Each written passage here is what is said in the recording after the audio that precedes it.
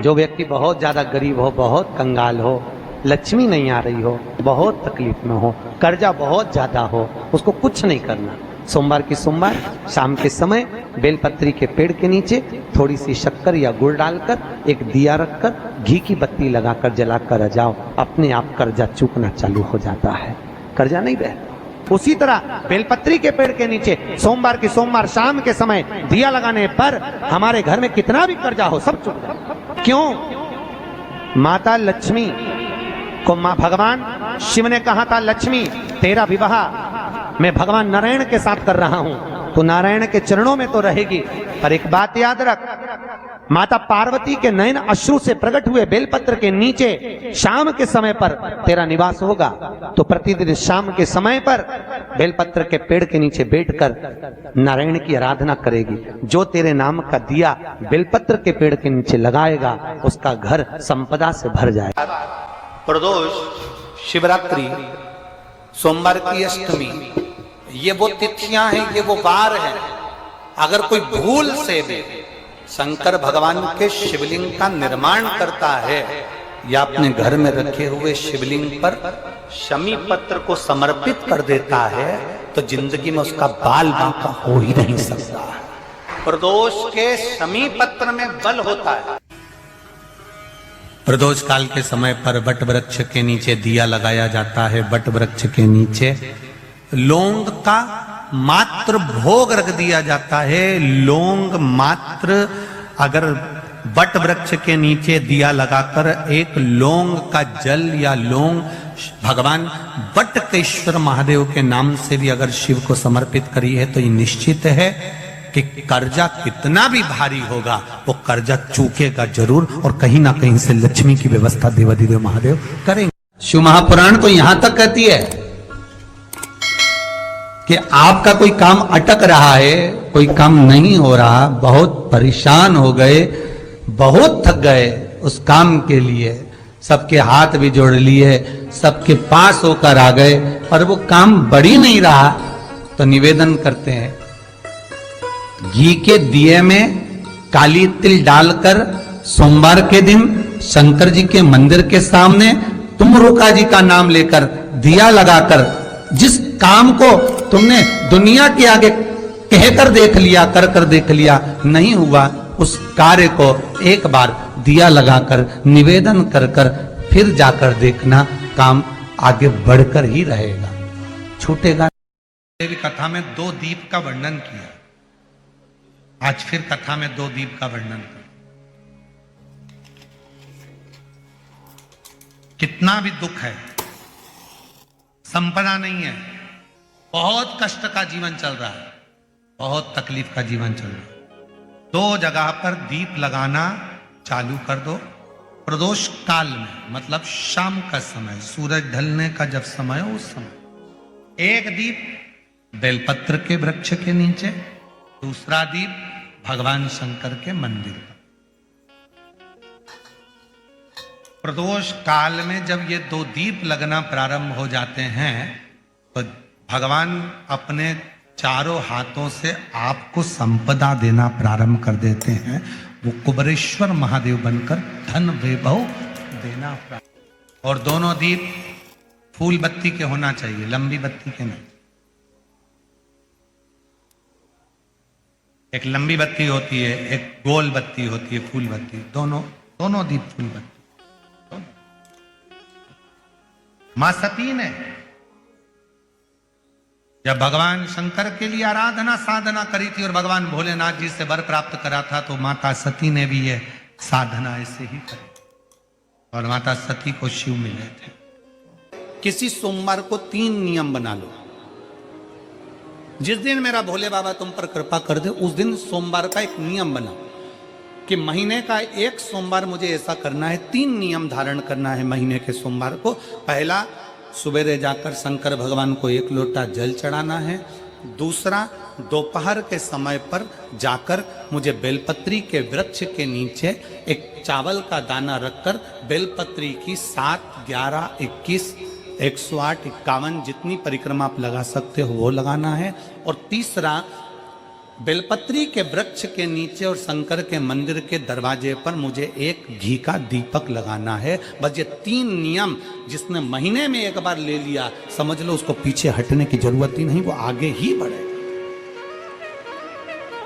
महीने के किसी एक सोमवार का ऐसा नियम बना लो कि मुझे 3 नियम धारण करना है। महीने के किसी भी एक सोमवार को हम ये नहीं कहेंगे कि तुम सोमवार 5 पढ़ रहे हैं तो 5 को करो, 4 पढ़ रहे हैं तो 4 को करो, 3 पढ़ रहे हैं तो 3 को करो। तुम तो महीने का एक सोमवार का नियम बना। और मेरी जीजियों से, मेरी बेटियों से जो विदेश में रह रही हैं, जो कहीं बाहर रह रही हैं, कहीं बड़े शहर में रह रही हैं, जो रोज मंदिर नहीं जा सकते, हर किसी महीने के एक सोमवार को भी ये नियम निर्धारण करते, तो उनसे कहेंगे कि 3 महीने में एक सोमवार का नियम बना लो। 3 महीने में नहीं बना सकते तो 6 महीने में एक सोमवार का नियम बना लो। और 6 महीने में नहीं बना सकते तो 1 साल में एक सोमवार का ऐसा नियम बना लो कि मैं साल का एक सोमवार ऐसा रहूंगी कि सुबह सोमवार के दिन मंदिर में जाकर जल चढ़ाऊंगी, दोपहर में जाकर बाबा को एक अक्षत का दाना रखकर, अक्षत का मतलब है कि बाबा मेरी दिनों दिन उन्नति करना। बेलपत्री के वृक्ष के नीचे जो अक्षत रखा जाता है वो उन्नति के लिए रखा जाता है। शंकर के शिवलिंग पर जो अक्षत रखा जाता है वो रोग मुक्ति के लिए रखा जाता है। अशोक सुंदरी पर जो अक्षत रखा जाता है वो संतान प्राप्ति के लिए रखा जाता है। षडानंद कार्तिकेय की ओर जो अक्षत रखा जाता है वह हमारे बच्चों की सुख समृद्धि के लिए रखा जाता है। विनायक की ओर, गणेश जी की ओर जो अक्षत रखा जाता है वह हमारे घर में कोई मंगल कार्य आ जाए उसके लिए रखा जाता है। और जो पीठिका होती है जिसपे शिवलिंग रखा होता है, पार्वती जी का हस्तकमल, उस पर अक्षत रखा जाता है तो नारी के अखंड सौभाग्य के लिए रखा जाता है। अक्षत रखने का भी तरीका है। अपने भीतर जब हम नियम बना लेते हैं कि श्री शिवाय नमस्तुभ्यम जपना है, शिव को एक लोटा जल चढ़ाना है, शंकर की आराधना करना है, तो शिव हमारे लिए भी कोई ना कोई नियम जरूर बनाते हैं और हमारा कल्याण जरूर करते हैं। एक नियम बना, इस कथा को सुना, तुम्हारे पति को फल प्राप्त हो। कलिकाल में संसार में जो शिव महापुराण की कथा को सुनता है, श्रवण करता है, करवाता है, बाँचता है, सुनता है, वो जितने जीव इस कथा को श्रवण करने आते हैं केवल उनका ही नहीं, उनकी 71 पीढ़ी का कल्याण शिव पुराण की कथा कर। अगर तेरे घर में लक्ष्मी नहीं आ रही हो तो कमल गट्टे को पानी में डाल शिव जी को चढ़ा करा। कमल का फूल बाजार में मिल रहा हो, जब तक कमल का पुष्प बाजार में मिले तब तक एक कमल का पुष्प सोमवार की सोमवार शंकर को चढ़ाना चालू कर दे। सोमवार को नहीं चढ़ाए तो प्रदोष को चढ़ा, पर शंकर की भक्ति कर। और कमल का फूल ना मिले तो कमल गट्टा पानी में डाल, उस पानी को शंकर पर चढ़ा, पर चढ़ा देख, क्योंकि शिव के चरणों में रहने के लिए माता ख्याति ने लक्ष्मी देना चाहिए और लक्ष्मी जी को भगवान शंकर ने नारायण को दे दिया। अगर वही कमल के पुष्प पर लक्ष्मी का निवास होता है, इसलिए दीपावली पर कमल का फूल शिव जी को, भगवान माता लक्ष्मी को समर्पित होता है। कमल का पुष्प मेरे भगवान विष्णु ने शंकर भगवान को सावन के महीने में 108 दिए थे। वो पुष्प का फल इतना मिला कि भगवान विष्णु को सुदर्शन चक्र मिल गया था। सुदर्शन चक्र किसका था? भगवान शंकर का। वो चक्र भगवान विष्णु को दिया। ले लो, तुमने कमल के फूल चढ़ाए 108, ये कमल का पुष्प चढ़ाने का फल ये कि अपना सुदर्शन चक्र तुमको देता हूं, दुष्टों का संहार करना ये आपको देता हूं। भगवान विष्णु सुदर्शन चक्रधारी हो गए। केवल कमल का पुष्प चढ़ने से भगवान नारायण को लक्ष्मी प्राप्त हो जाती है, इसलिए लक्ष्मी जी की प्रियता कमल का पुष्प है।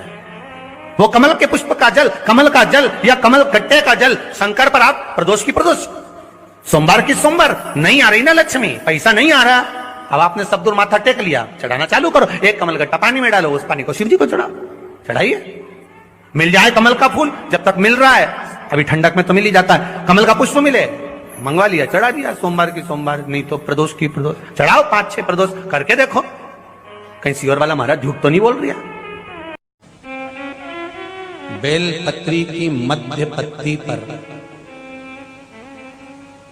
बेलपत्री की बीच की पत्ती पर लगाया हुआ चंदन और पत्ती के 3 पत्तियों का जहां पर मिलन हुआ है उस जगह पर लगाया हुआ शहद शिव को जब चढ़ाया जाता है तो वो भाग्य की बेकार रेखा को भी बदल देता है। वो साधारण नहीं है। चढ़ाओ एक लोटा जल। कभी कभी अगर ऐसा लगे जीवन में कि दुख बहुत ज्यादा आ गया है, बहुत तकलीफ आ गई है, तो लाल चंदन को घिसकर उस लाल चंदन का लेपन भगवान शंकर पर कर कर फिर पानी चढ़ाओ। अगर कोई संकट भारी है और नहीं कट रहा,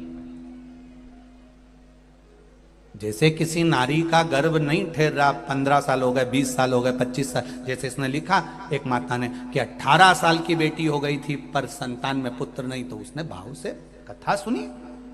ऐसे आपके भीतर अगर 20 साल हो गए, 25 साल हो गए, 30 साल हो गए, संतान का सुख ही नहीं है, लाल चंदन का लेपन बाबा भोलेनाथ पर करना प्रारंभ करो, पीठिका पर लाल चंदन का लेपन करना प्रारंभ करो, लाल चंदन से बाबा का श्रृंगार करना प्रारंभ करो। एक बेलपत्री पर लाल चंदन, दोनों पत्ती नीचे वाली, जो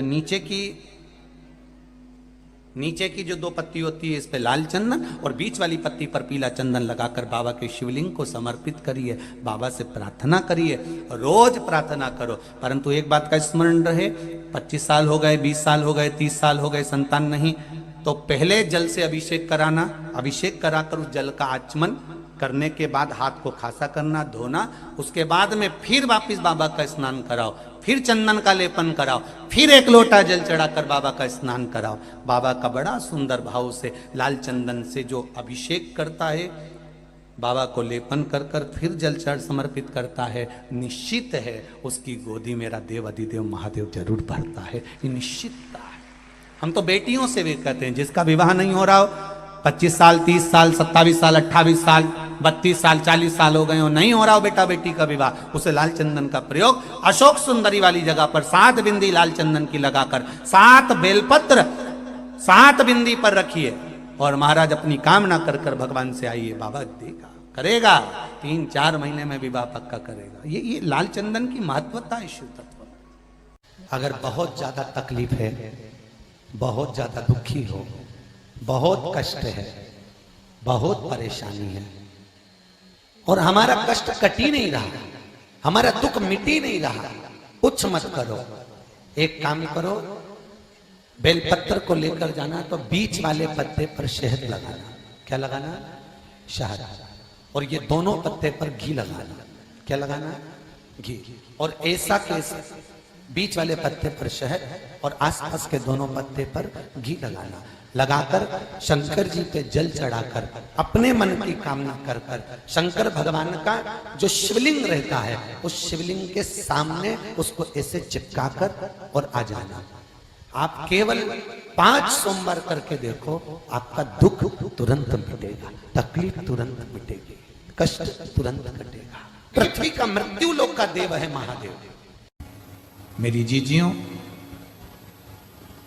तुम्हारा काम ना चल रहा हो, व्यापार ना चल रहा हो, बहुत कर्जे में लदालूम हो गए हो, बहुत तकलीफ की जिंदगी चल रही है, ना मान मिल रहा है, ना सम्मान मिल रहा है, ना आदर मिल रहा है, ना ही कोई कदर करता है और ना ही जगह जगह की ठोकर खा खा कर थक गए हो, तो निवेदन है,